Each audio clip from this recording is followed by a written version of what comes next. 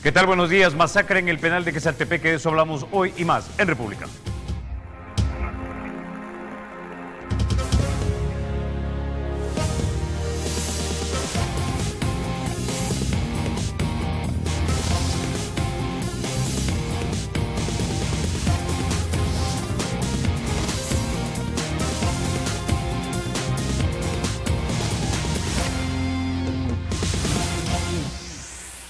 Bueno, crisis en el sistema penitenciario. En horas de la noche del sábado nos enteramos de esto. Y lo que dicen de que entre ellos mismos se han agarrado, ¿y cómo van a agarrarse entre ellos mismos si son 14 lo que son? No solo es uno, son 14. Vean. A nosotros, familiares. Masacre de 14 reos dentro del penal de Quezaltepeque y hasta lo que sabemos por el momento es el producto de una purga dentro de las filas de la pandilla 18. Hay emergencia y las autoridades están intentando identificar a los responsables de las muertes. De nuevo vuelven a discusión pública, preguntas que por mucho tiempo no han tenido respuesta sobre la vulnerabilidad del sistema, la corrupción de los custodios y las políticas de seguridad. Esta mañana nos acompañan en el estudio de República el diputado Guillermo Gallegos, vicepresidente de la Asamblea Legislativa. También nos acompaña el coronel Sigifredo Ochoa Pérez, exdiputado y también ex embajador del Salvador en Honduras. Buenos días, caballeros, y bienvenidos a República.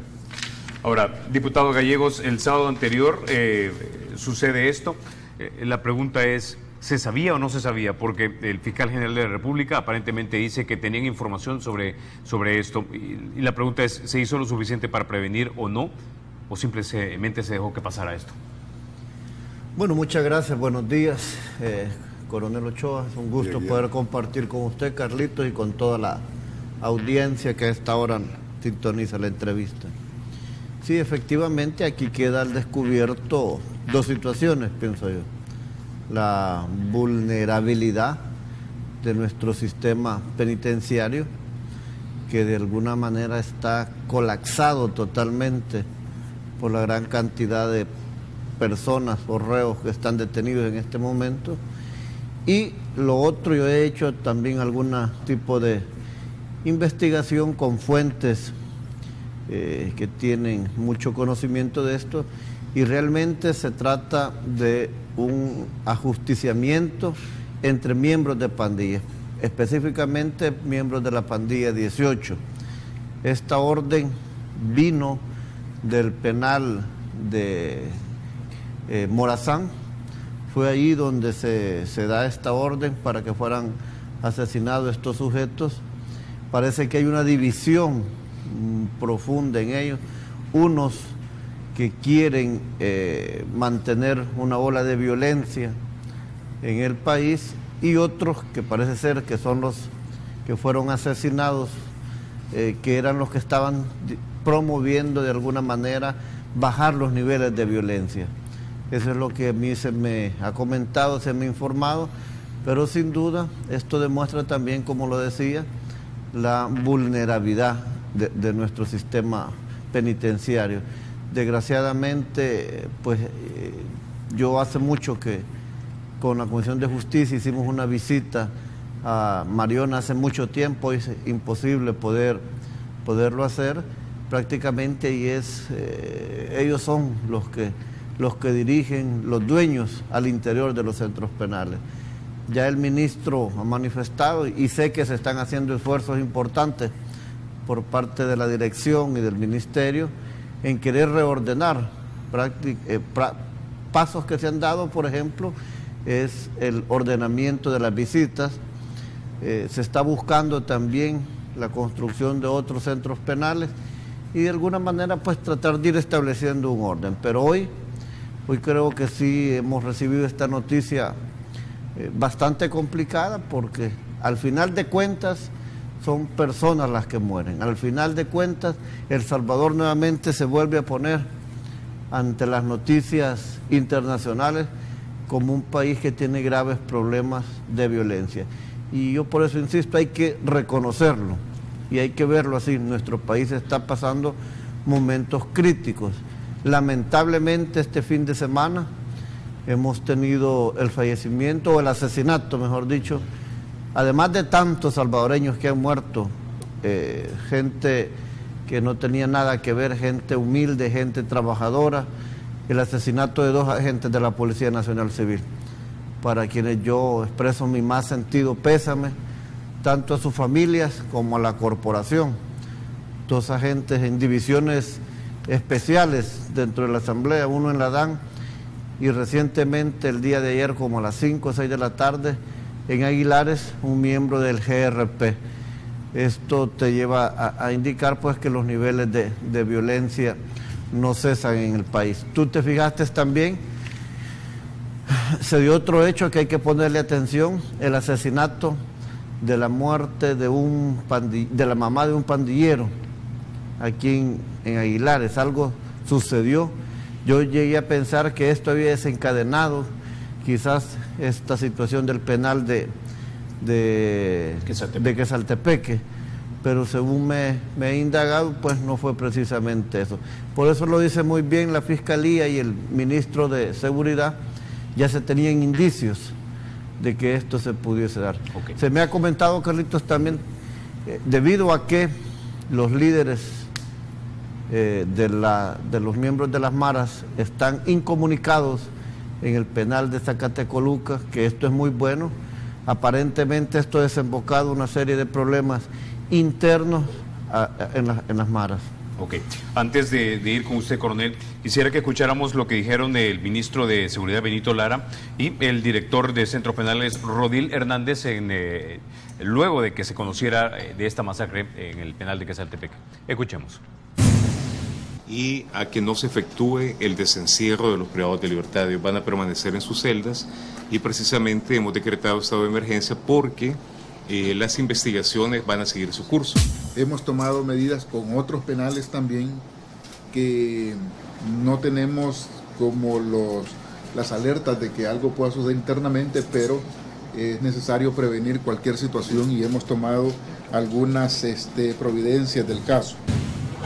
Bueno, 2 preguntas, coronel. La primera es, no es la primera vez que se da una masacre, ya se han dado en el 2014, en el 2007 también se dieron, o 2004 debo decir.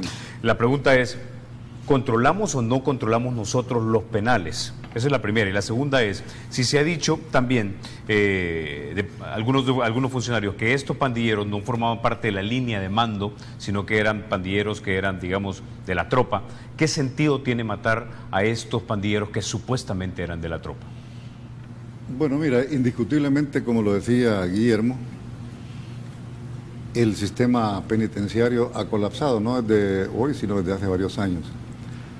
Hay que recordar que por el año 2004 se dio precisamente este tipo de cesión, digamos, de ceder los penales a la delincuencia, a las maras. Así se dio que precisamente algunos penales, como Quesaltepeque, Ciudad Barrios, que se dieron a la 18, Cojutepeque y Salco a la 13. Entonces lo que estamos viendo nosotros es que hay necesidad de hacer una reingeniería en cuanto al sistema penitenciario. Yo siempre he creído de que no es bueno que estén hacinados. Indiscutiblemente el Estado debe de hacer una gran inversión, y cuando digo el Estado no me estoy refiriendo únicamente al gobierno central, sino a todos. Es decir, aquí debe de participar el sector privado, el sector público, es decir, que nadie puede estar diciendo o echando de la culpa a otros, sino que todos somos culpables de esta situación. Por lo tanto, yo creo que es importante hacer granjas, que esta gente trabaje, que se gane verdaderamente su comida y que se regeneren y que paguen a la sociedad precisamente por lo que están presos. El hecho de tenerlos separados, esto ha fortalecido indiscutiblemente, agregado al asunto de la tregua. La tregua vino a reforzar precisamente toda la estructura de las pandillas y de todo el crimen. Y a mí me preocupa que efectivamente esto haya salido producto de un ministro de seguridad, como lo fue el general Munguía Payés, junto con Paolo Lubers, con Mijango, que prácticamente pues y otra gente definieron el camino de la tregua. Esto vino a darle un realce, le dieron verdaderamente un reconocimiento casi de tipo político a las maras. Por lo tanto, ya estamos viendo nosotros las consecuencias de ello. A mí lo que me llama la atención es cuando dice el fiscal que tenían conocimiento y también el ministro. Si alguien tiene conocimiento, bueno, entonces usted o deja pasar las cosas o toma acciones preventivas. Pero a mí me parece que es una explicación no muy cuerda. En otros países, cuando sucede esto, los funcionarios renuncian. Aquí puede suceder cualquier cosa y, como la del Pato, botan la responsabilidad. Yo creo que es necesario verdaderamente ya armar un plan de nación donde verdaderamente expertos, pero por ejemplo, yo nunca estuve de acuerdo con ese Consejo de Seguridad y Convivencia Social, porque cuando hay una gran cantidad de gente no se toman decisiones, hay que tomar el liderazgo, alguien tiene que hacerlo, y el responsable de todo esto es el presidente de la República. El presidente de la República es el comandante general de la Fuerza Armada, pero la Fuerza Armada no debe de participar en este tipo de acciones de seguridad. Su misión es otra, puede reforzarlo en momentos, como lo dice la Constitución, especiales. Sin embargo, la situación está planteada, hay un problema, hay una guerra social contra el Estado. Y estas consecuencias son consecuencias de todas estas acciones que se dieron, que vinieron a potenciar precisamente a las pandillas. Están metidos en todo. Vean ustedes, acaban de capturar un miembro de la seguridad del jefe de fracción de Arena, miembro de una clica. Entonces estamos penetrados por todos lados. Entonces esto ya no es solamente del cantón tal, sino que esto viene avanzando. Esto es una pandemia nacional. Hay una amenaza contra el Estado, definitivamente. El Estado o se arrodilla ante el crimen o ponemos de rodillas al crimen. Ahora, en el Gabinete de Seguridad se supone que el que lleva la batuta es el ministro de Seguridad, pero también tenemos un comisionado de Seguridad. Hablábamos hace unos minutos acerca de que personalmente a usted no le parece. No, a mí no me parece. Mire, el ministro de Seguridad es el responsable de la seguridad precisamente. Ponerle un comisionado, yo le tengo mucho cariño a don Jato, pero no importa quién sea, no puede haber dualidad de mando. La responsabilidad tiene que ser de uno. Y a mí me extraña por parte de la gente que está en el gobierno. Ellos estuvieron combatiendo durante muchos años, saben precisamente qué es lo que hay que hacer, pero o no lo quieren hacer o es parte de una estrategia para que este asunto todos nos vayamos y abandonemos el país. Yo creo que no es esa la salida. Yo sí, con todo respeto, creo de que ahí ha habido una mala decisión.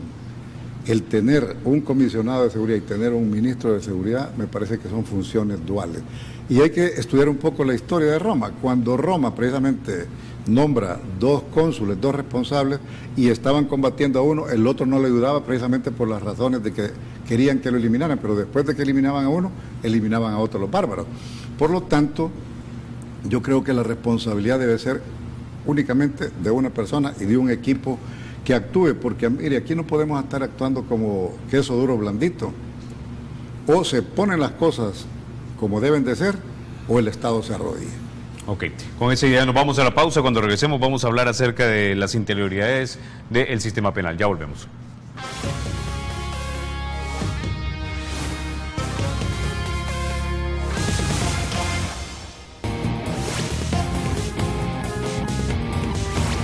Toma el esférico y llega la magia de González. El Estado es y será siempre libre e independiente. Y no será jamás el patrimonio de ninguna familia ni persona.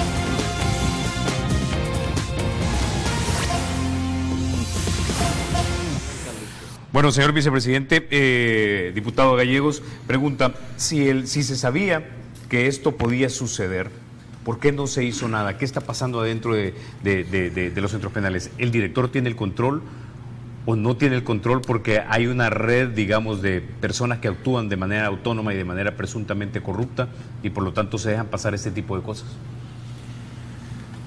Bueno, se hacen esfuerzos a nivel de la Dirección de Centros Penales como para poder controlar y poder mantener los centros penales sellados, por decirlo así de alguna manera, a que se puedan ingresar objetos ilícitos. Sin embargo, siempre hay custodios que, ya sea por coacción, amenazas o por sobornos, permiten que esto se dé. En primer lugar, se hace un esfuerzo en materia de depuración de custodios. Un grave error, y yo lo comparto y lo mencionaba el coronel Ochoa Pérez, fue esa segregación de miembros de diferentes maras prácticamente lo que se hizo en ese año fue entregar los centros penales a las diferentes maras, a las 2 maras de este país. Exacto. En este se van a ubicar miembros de esta mara, en este miembros de esta mara. Eso como que le dio posición material del centro penal. Y hoy tú ves, eso prácticamente se ha vuelto un nicho y nadie desconoce que a partir de los centros penales es donde se originan muchos de los delitos que se cometen en nuestro país, muchos. Lo curioso de esto, y no hay que dejarlo de perder de vista, es el por qué y para qué se hacen este tipo de masacres o depuraciones o juzgamientos. Puede ser que hay mentes perversas o malas, lo decía el ministro Lara.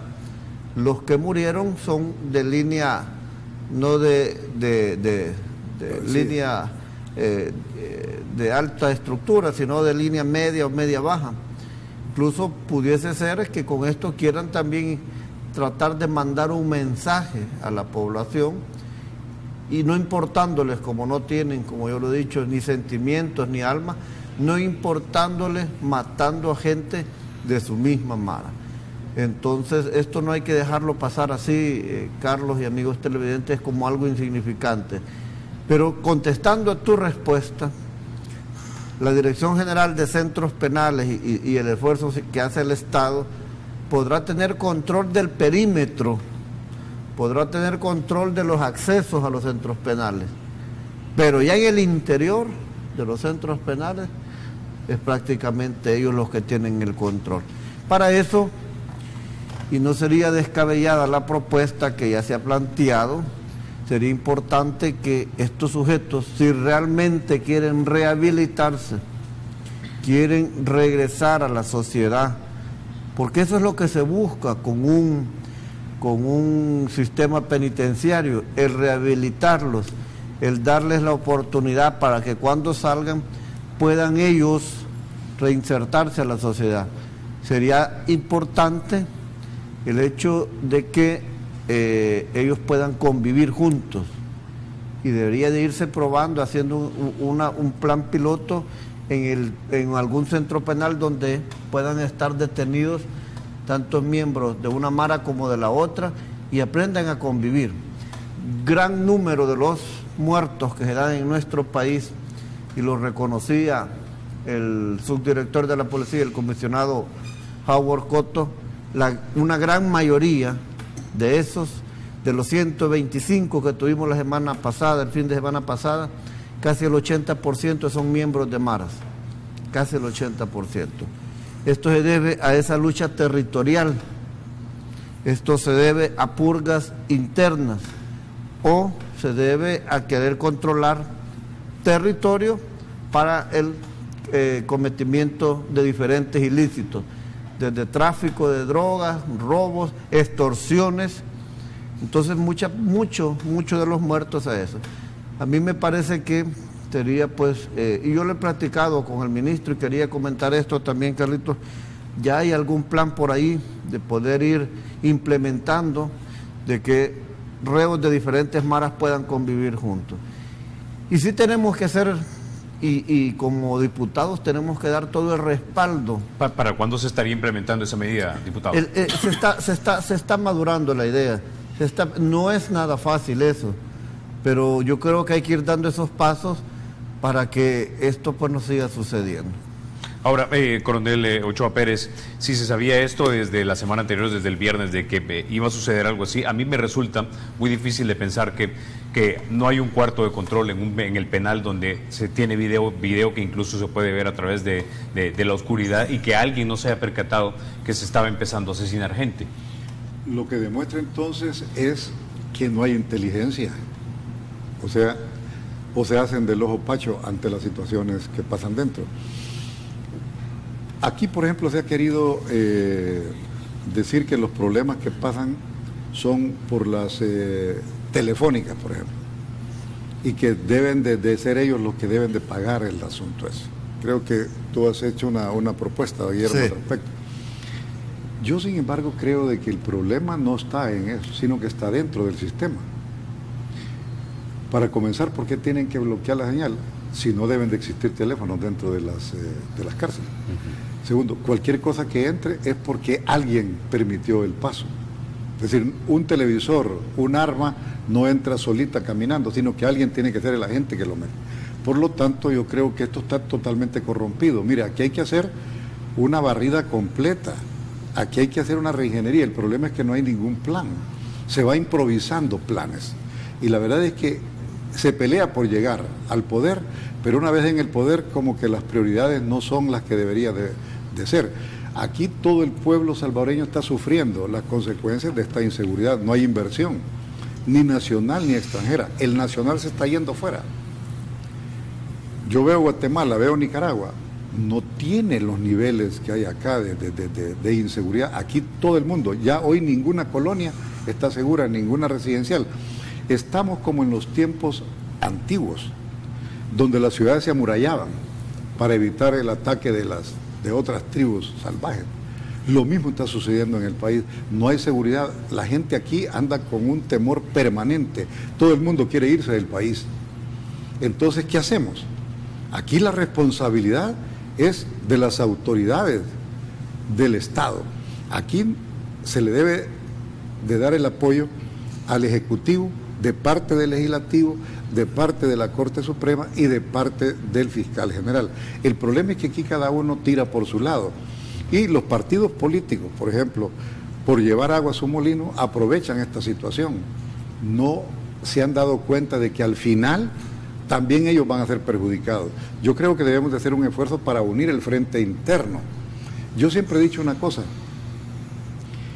Honduras podrá tener miles de problemas, pero una cosa sí tienen los hondureños, y que lo han logrado hacer, es unificar su frente interno ante cualquier situación. Aquí cada uno piensa lo que quiere. Este es un país totalmente anárquico, y esto arranca precisamente no solamente de hoy. Cuando se firmaron los acuerdos de paz solamente se pensó en parar la guerra, la parte militar y la parte política. No pensaron en la posguerra. No pensaron en las consecuencias de toda esta gente que se iba a desmovilizar, tanto de la guerrilla como de la Fuerza Armada.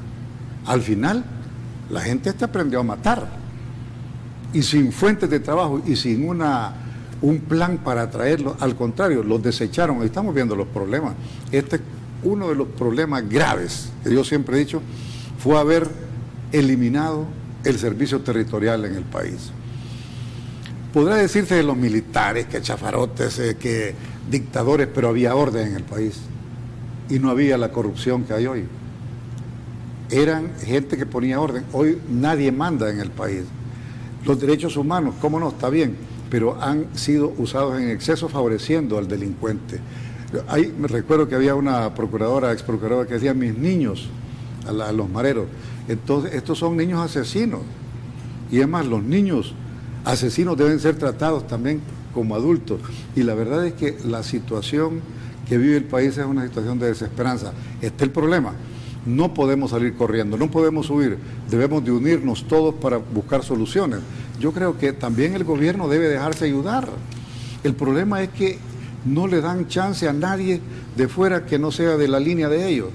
Y la verdad que han demostrado hasta este momento que no tienen capacidad para solventar el problema de la inseguridad en el país. Yo creo que sería importante volver al servicio territorial.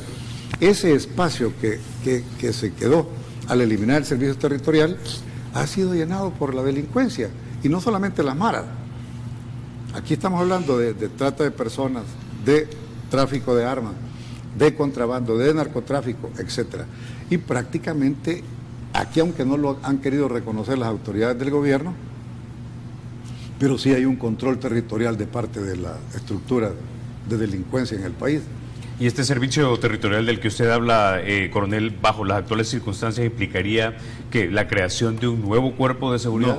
No era un nuevo cuerpo de seguridad, era un servicio ad honorem con las reservas de la Fuerza Armada y con un comandante local en cada una de las poblaciones. Y como no tenían función de policía, pero sí informaban y daban, incluso capturaban y lo ponían a la orden de los cuerpos de seguridad para hacer las remisiones al juez. pero hacían muy bien las remisiones y los jueces también actuaban. El problema es que hoy los jueces, estamos viendo acá, se lavan las manos, ya sea por miedo, por lo que sea, pero sueltan a un montón de gente. No hay una acción unánime en el accionar contra la delincuencia. El servicio territorial se puede rehacer con las reservas de la Fuerza Armada en cada uno de los 262 municipios, porque esto significa patrullas de barrio, patrullas de colonia, patrullas de cantones, de caseríos, etcétera, con el entrenamiento de nuevo de parte del Ministerio de Defensa y puestos a la orden del Ministerio de Seguridad para la parte operativa, es decir, que tendrían que depender operativamente del Ministerio de Seguridad. Es decir, irle quitando el territorio a las pandillas, porque aquí, por más que me diga un funcionario que no es cierto, de que las patrullas controlan, eso nadie lo puede negar, la gente lo ve. Incluso han llegado hasta límites no solamente de ponerle renta a la de la tienda, sino que incluso a las grandes compañías que entran a un determinado territorio deben de pagar una renta y deben de pedirle permiso al jefe de la clica o del... Y por eso es que es esa confrontación entre pandillas y dentro de ellas por el control. Esto es igual que Chicago en los años 30, pero se puso orden. La verdad es que hay que amarrarse los pantalones con la ley en la mano y, por ejemplo, con Guillermo nosotros propusimos que se implantara la pena de muerte. Hay que ponerse en los pantalones nuestros, no estar pensando en leyes suizas para salvadoreños. Si hay que denunciar un tratado, hay que hacerlo. Incluso el estado de excepción. Vean ustedes, Venezuela ahí, Papa puso un estado de excepción en unos departamentos en Colombia por una situación y punto. El problema es que aquí nadie se pone de acuerdo. Si alguien da una buena idea, el otro, aunque sea buena, por fregar o porque no me parece o por fregarte, no te doy el apoyo. Ese es el gran problema de nuestra sociedad. Es una sociedad prácticamente anárquica. Aquí nadie manda, aquí todo el mundo hace lo que quiere. Hay que poner orden en el país. O al final se va a quedar solamente el país unos cuantos. Todo el mundo busca Estados Unidos, pero nadie va para Cuba, nadie va para Venezuela, y nadie va para Rusia o para Corea del Norte. Entonces el problema es serio y yo creo que como serio debemos de poner nuestra parte para poder solucionar este problema. Ahora, diputado Gallegos, no es la primera vez que escucho acerca de lo lamentable que podría haber sido la decisión de desarmar el servicio territorial. Usualmente lo he escuchado precisamente de los invitados militares que vienen acá. La pregunta es si en la Asamblea Legislativa siquiera se ha considerado la idea de rearmar el servicio territorial y para eso si se ha presentado o se ha discutido siquiera un anteproyecto de ley que vaya orientado en este sentido. Es que aquí hay un punto medular y esencial que de alguna manera lo plantea también el coronel Ochoa Pérez. Realmente no hay unidad en nuestro país como para hacerle frente a este tipo de problemas. Por esa falta de unidad, por esa polarización que se da en nuestro país, es que hoy estamos en un grave, serio problema de inseguridad. Por pensar que en la medida que el país se enlute, se desangre y la cantidad de muertos suba para sacarle un rédito político para las próximas elecciones, es que estamos en estos graves problemas. El día que todos los salvadoreños, o por lo menos los que nos corresponde tomar las decisiones, y no hablo solo del sector político, hablo también de sectores empresariales del país, hablo también de todos los sectores, pusiéramos como prioridad en la agenda de nuestro país el poder hacer un esfuerzo importante, creo que podemos salir adelante. Yo propuse y sigo sosteniendo que los regímenes de excepción son una herramienta eficaz y contundente como para poder recuperar diferentes lugares que prácticamente son dominados por las maras o por las pandillas. Pero ¿qué dijo Arena, por ejemplo? Que esta era una herramienta que se podía utilizar para hacer persecuciones políticas. ¿Y dónde cabe eso? ¿Qué ha dicho alguna gente del frente, por ejemplo? que con esto se vulneran derechos fundamentales de la persona. Pero si el derecho más sagrado del ser humano, que en este caso sería la vida, está siendo en este momento vulnerado, ¿qué otro derecho pudiese importar? Todos son necesarios e importantes, pero están en un segundo plano. Y Arena, por supuesto que pienso yo, a los que dirigen Arena, o por lo menos los que dan, que son la cara visible de la dirigencia, quizás no les interesa el poder solucionar este problema de inseguridad, porque ellos lo ven como el mecanismo para desgastar al gobierno y que en las próximas elecciones le genere un rédito. Y esto no puede ser así. Esto realmente no podemos continuar así. ¿Qué país, o qué, perdón la palabra, Carlitos, qué chirajo de país le vamos a dejar a nuestros hijos? Sí. ¿Ah? Si prácticamente lo estamos entregando. Una de las recomendaciones que dio el señor Giuliani, la primera que dijo, hay que tener voluntad política para salir adelante. Y para mí, y para muchos que compartimos, que dentro de una política criminal de Estado hay diferentes acciones que tomar, o la componen diferentes programas. En este momento, aparte de tender una mano para la reinserción y la rehabilitación, que siempre va a estar abierta para el marero o para el pandillero que quiera salir de eso y quiera reincorporarse a la vida, hay programas y como ganan los hemos apoyado. Se han hecho préstamos para que esta gente pueda reinsertarse. Pero para el que no quiera, está la represión. Y yo soy fiel creyente que la represión es un mecanismo disuasivo que tiene el Estado y que lo contemplan las leyes y la Constitución.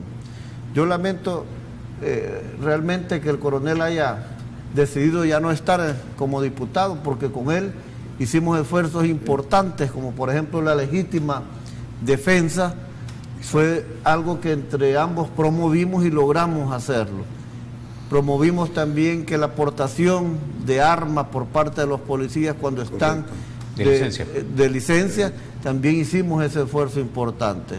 Pero a mí, yo quiero decir una cosa, muchas veces yo me decepciono de ver tanto cobarde que no tiene la decisión de querer tomar acciones importantes, contundentes, de dar el apoyo decidido a la policía para que actúe, para que pueda hacer.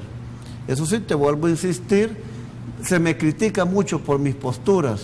Yo soy fiel creyente de la pena de muerte, de estados de sitio. He propuesto que se baje la edad penal para los menores de edad, que también se les aplique el Código Penal, por ejemplo. Ya tengo la propuesta para que no haya segregación de reos en los diferentes centros penales, porque esto les da posicionamiento territorial. Yo ya la presenté, pero muchas veces uno se decepciona de este tipo de situaciones. ¿La tienen engavetada en la comisión? Ahí está, ahí la tienen. He propuesto recientemente que se exija el trabajo forzoso, si se quiere llamar de esta manera, en los diferentes centros penales, para que también vayan buscando alternativas de rehabilitación a esta gente. El estar ociosos, he propuesto, y ahí difiero un poco con el coronel, así como hay buenas empresas responsables, solidarias con lo que está sucediendo en nuestro país, hay malas empresas telefónicas, hay de las dos, buenas que hacen su trabajo, pero hay malas que les interesa más ganar económicamente lo que les pueda generar tanto celular abierto, que hay otro tema, cómo ingresan, que ese es otro tema, pero ellos tienen la obligación de bloquear los centros penales, no todas las hacen. Pero de nada te puede servir que esté bloqueando X y Y no lo esté haciendo, entonces siempre van a haber salidas. Para eso yo he propuesto, que se responda penalmente. Ok. Bueno, con ese ya nos quedamos, vamos a la pausa. Cuando regresemos vamos a hablar un poco acerca de qué es lo que está haciendo Honduras precisamente para combatir, porque es la segunda vez que escucho no solamente que tienen un frente unido, sino que de hecho sus cifras de delincuencia han bajado. Ya volvemos. Bueno, coronel, usted mencionaba hace unos minutos acerca de cómo en Honduras hay un frente unido, por lo menos para combatir la delincuencia. Aquí hemos tenido algunos esfuerzos. Por ejemplo, ANEP trajo al especialista Rudolph Giuliani, exalcalde de Nueva York, para que diera sus ideas en torno a cómo reducirla. Por otro lado, el gobierno tiene un Consejo de Seguridad y Convivencia, pero la gente percibe que no hay un plan, y si hay un plan, no vemos cuáles son las metas intermedias que se deben cumplir para saber que vamos avanzando. Por el otro lado, Arena simplemente critica al gobierno, pero ha dicho a través de Rodrigo Ávila que tienen la voluntad de copatrocinar un proyecto de ley de seguridad conjunto con el Frente, de tal manera de ayudarles a reducir la delincuencia. La pregunta es, coronel, entonces, ¿qué hicieron los hondureños? Fíjate que la Policía Nacional de Honduras no se ha hecho, digamos, una nueva policía, como en el caso de Guatemala o el caso de El Salvador, una Policía Nacional Civil. Allá tiene más de 100 años la policía. Era una policía verdaderamente corrupta. Sin embargo, diferentes gobiernos hicieron un esfuerzo para irla depurando. Últimamente destituyeron a un comisionado general porque estaba supuestamente involucrado en una serie de cosas y han ido haciéndola muy profesional. Por otro lado, la Fuerza Armada creó una unidad como de policía militar, digamos, para poder actuar, pero abiertamente, no como acá, que aquí no se sabe si es duro o es blandito el accionar de la Fuerza Armada, es decir, es preferible no sacarla, pero en el caso de Honduras sí han actuado duro, a pesar de que hay una gran cantidad, toda la zona norte, que ha servido pues de espacio para el narcotráfico. A cada rato han capturado avionetas y han hecho verdaderamente una depuración en todos lados. Es una situación bastante difícil porque Honduras, incluso San Pedro Sula, fue considerada la ciudad más peligrosa del mundo, pero hoy creo que nosotros estamos en el primer nivel y Honduras pasa a segundo nivel precisamente porque han logrado bajar bastante los índices de homicidio. Sin embargo, no solamente Honduras ha unido su frente interno ante esta situación de inseguridad, sino que siempre lo han hecho, incluso en el caso de nosotros, ante cualquier problema que ha tenido el gobierno de turno en Honduras, han apelado a la unidad, echándole la culpa a El Salvador y queriendo provocar algún conflicto con nosotros. Esto ha sido permanentemente una política de los diferentes gobiernos de Honduras. Lo vemos con el caso, por ejemplo, de la Isla Conejo, que la han usurpado. Y sin embargo, académicos, militares, políticos, todos han llegado recientemente a la Isla Conejo a decir, esta bella isla y todo lo demás, hasta los poetas le cantan. Todo el mundo se une ante una situación. Eso sí lo ha logrado Honduras. Nosotros aquí no lo hemos podido hacer nunca. Esto me recuerda a mí, por ejemplo, algunas situaciones como la de la ex Yugoslavia, que una vez muerto Tito, se desintegró todo lo que era aquellas diferentes naciones. En el caso de nosotros, verdaderamente damos lástima porque estamos un país sin rumbo, un país sin liderazgo, no hay liderazgo. Y por otro lado, yo creo... Pero ¿cómo se vería esa unidad, coronel? Quiere decir básicamente que el gobierno se sinceraría a puertas cerradas en reuniones que obviamente tienen que ser muy, muy confidenciales con la cúpula empresarial, dijeran estos son los planes, así está la situación, y que viendo ese sinceramiento viniera la empresa privada y dijera, señores, les vamos a aportar. Exactamente, porque mire, la empresa privada se queja de que hay grandes gastos en seguridad privada, es cierto, pero una seguridad privada que está dispersa, incluso no está controlada, debería ser un elemento auxiliar de la Policía Nacional Civil, todas estas grandes compañías de seguridad pública. Efectivamente, yo creo que habría que haber una decisión política. Guillermo lo mencionó. Esta es una decisión política, y lo dijo Giuliani. Pero si bien la ANEP hizo su asunto, pero lo hizo allá, es decir, no como parte de. Yo creo que el gobierno debe de ser sincero. La responsabilidad es del FMLN como gobierno, y por lo tanto debería de ser claro. Bueno, miren, nosotros no le damos participación a nadie porque nuestro objetivo es implantar el comunismo en el país. Deberían de ser claros, pero aquí no se definen. Entonces yo creo que tienen la responsabilidad que la está sufriendo el pueblo, esta falta de cohesión que tiene la sociedad salvadoreña. Ellos deberían de llamar a ANEP, a las diferentes gremiales, porque el sector privado no solamente está asociado en ANEP. ANEP es una parte. Llamar a todas las fuerzas vivas de la economía del país, presentarles un plan verdaderamente viable, y por lo tanto los partidos políticos igual. Pero como bien lo decía Guillermo también, si el gobierno da una iniciativa o un diputado de diferente fracción da una propuesta, dicen no, porque esto me afecta, pensando precisamente en la parte eleccionaria. Por lo tanto, yo creo que deberíamos de cambiar nuestra mentalidad y un liderazgo fuerte. Por ejemplo, yo no estoy de acuerdo con ese Consejo de Seguridad y Convivencia Nacional o Convivencia Social. ¿Por qué razón? Porque ahí cada uno, ¿qué tienen que ver las iglesias? Perdónenme, la iglesia católica o las iglesias evangélicas. Ellos pueden ayudar en una segunda fase, pero ¿quiénes deben de hacer los planes? Los planes los tiene que hacer el gobierno. Y el gobierno no solamente es el ejecutivo, sino que es el judicial, el legislativo y la fiscalía. Pero aquí el fiscal se dispara por un lado, la policía por otro, el ejecutivo por otro, los jueces no quieren participar, los diputados es una merienda terrible allá dentro de la Asamblea, es algo verdaderamente que no hay una unidad de criterio. No pensamos en el país, pensamos cada uno en nuestra conveniencia particular o grupal. Por lo tanto, yo creo que sí, el presidente debería de llamar y ser más duro en este asunto. La verdad es que en este momento, por ejemplo, a mí me preocupa que el Procurador de Derechos Humanos no diga nada ante diferentes situaciones, pero cuando tocan el caso del Mozote, ahí sacan, como que quieren abrir heridas. Yo no sé qué es lo que se pretende, para dónde nos quieren llevar. Yo reitero, que digan bien claro, miren, nosotros queremos llegar a instalar el sistema comunista en el país y aquí se acabó el sector privado, o que demuestren lo contrario. Vengan para acá, queremos dialogar, pero que no quede nada más en palabras, sino que se haga. Lo mejor, como dice una frase militar, es hacerlo, aunque en el camino se vayan arreglando las cargas. Ok. Ahora, diputado Gallegos, esa unidad cómo debería de verse en el funcionamiento de la PNC, de la Fiscalía y del sistema judicial. Le doy como contexto lo siguiente. El coronel Armendáriz nos dijo la semana anterior, la capacidad del Estado no ha sido superada, simplemente que está mal utilizada. Él habla, por ejemplo, de acuartelamiento de la Policía Nacional Civil.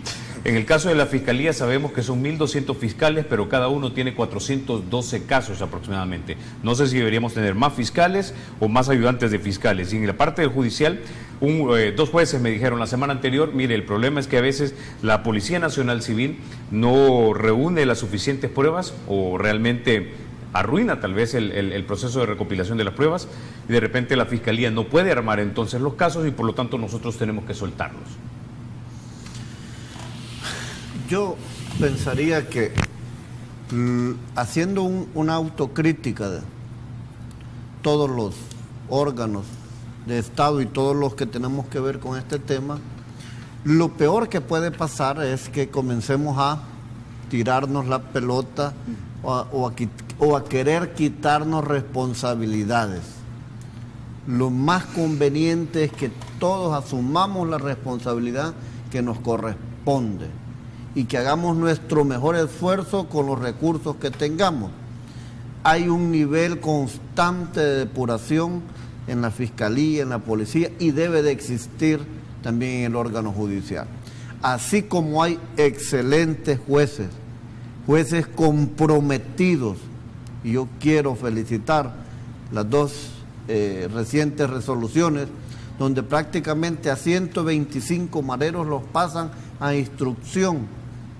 No obstante ser una diligencia bastante compleja por el número de sujetos, pero la juez estimó conveniente y vale la pena felicitarla. Así como hay jueces, policías, fiscales comprometidos, hay gente que arruina también el sector o la institución y a esa deben de depurarla. Pero creo, y como te decía y les comentaba, que cada quien debe de asumir su responsabilidad valiente y decididamente. Y el que no lo quiera hacer, pues que ahueque, que busque otra cosa que hacer y que abra el espacio para que puedan llegar otras personas. Sí es importante dotar a la Fiscalía de más recursos. Si es necesario y urgente darle a la policía más recursos y poder mejorar el salario tanto de policías como de miembros de la Fuerza Armada. Esto debería ser una prioridad y nosotros como Gana vamos a promover que eso se pueda dar para el siguiente presupuesto. Es necesario que exista un compromiso de todo el órgano judicial. Lo hay en algunos casos, pero en otros casos no. Hay que darles protección a los jueces, porque eso uno lo entiende también. Hay jueces en lugares muy lejanos, remotos, diríamos de estos departamentos, Chalate, Morazán, La Unión, que son ellos ahí solitos y les toca dirimir conflictos muy graves sobre maras o pandillas en el país. Y son seres humanos, son madres, son padres de familia y algún temor tienen que dar, pero hay que brindarles protección.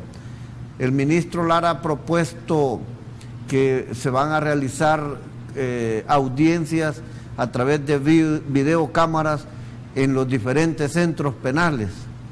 Vamos a preguntar a ver qué dice de esto el sistema judicial, porque ya recibí un par de llamadas y de alguna manera ellos sienten que corren un riesgo por ahí. Entonces yo pensaría, Carlos y Coronel Ochoa Pérez, que todos debemos de adquirir nuestro compromiso. Nosotros como asamblea, por ejemplo, tratar de procurar, muchas veces a los diputados nos exigen más allá de lo que podemos hacer. Y la verdad que nuestra función es crear, modificar, derogar, reformar las leyes, aprobar presupuestos, darle herramientas jurídicas al gobierno, al sistema judicial, a la fiscalía, para que pueda combatir la delincuencia. Y por supuesto, el apoyo político que necesita el gobierno, independientemente quién estuviera en el gobierno, de parte de Gana tendrían el apoyo político incondicional, porque esta lucha es de todos. Esto no es problema del Frente. Si el Frente acá tiene dos gobiernos, este problema viene desde hace como unos 20 años ya. Yo recuerdo, el primer caso sonado que tuvimos de esto fue con el famoso Directo, que por cierto lo asesinaron también en un penal, purgas internas. Si nosotros hubiéramos podido darnos cuenta cuál era el problema que se venía en aquellos tiempos, seguro hubiéramos hecho algo. Pero es un problema que se ha heredado. Y si Arena cree que va a llegar al gobierno en base a que esto siga con luto y con sangre, no sabe lo que va a estar recibiendo. Un país complicado. Un país complicado. Listo, caballeros, se nos acabó el tiempo. No me resta más que agradecerles que hayan estado ustedes esta mañana aquí en República. Muchas gracias. Gracias, Carlos. Carlito. Muchas gracias, Guillermo. Un último minuto.